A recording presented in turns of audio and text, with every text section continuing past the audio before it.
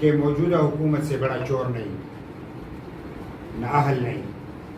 یہ تو ایسے چور ہیں کہ اپنے چوروں کو پناہ بھی دیتے.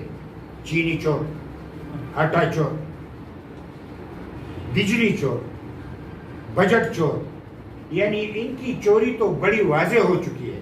انہوں نے تو کرونا کے حوالے سے باہر سے جو پیسے آئے اس کا بھی حساب کتاب نہیں، باہر کے امداد کا بھی حساب کتاب نہیں. انہوں نے چپکے سے IMF سے جو معاہدے کیے اس کے بدلے بھی انہوں نے یعنی ریلیف لیا ہے. وہ پیسے کہاں گئے؟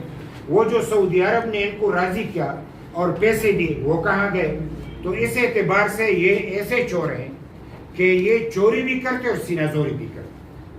ہم ایسے لوگ تھے جو مخلص تھے، ایماندار تھے. ہماری مخلصی اور ایمانداری کسی کو پسند نہیں تھی تو ہم پہ کرپشن کا الزام لگا کے یہ اپنا الو سیدھا کرنا چاہتے ہیں. اب یہ کرپٹ ترین لوگ اپنی کرپشن کو چھپانے کے لیے میڈیا کو استعمال کر رہے ہیں. اس لیے ہم کہتے ہیں کہ آزاد میڈیا ہونا چاہیے. اور موجودہ حکومت اب تو احتساب کے حوالے سے بھی بات واضح ہو چکی ہے. عدالتیں بھی یہ جو یہاں پہ فیض عیسیٰ جو جسٹس ہے اس کا کیس، جو صدیقی صاحب کا کیس، یعنی عدلیہ کو بھی پابند کیا جا رہا ہے، ان کی حقوق کو بھی نہیں مانا جا رہا.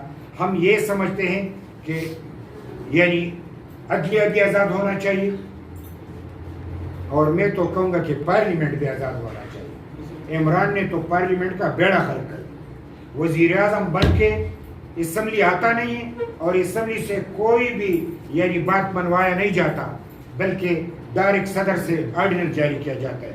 لہذا پارلیمنٹ کو آئین کے مطابق سپریم بنایا جائے اور تمام اداروں کو آئین کے تحت لایا جائے تاکہ ملک کا پہیہ چل سکے.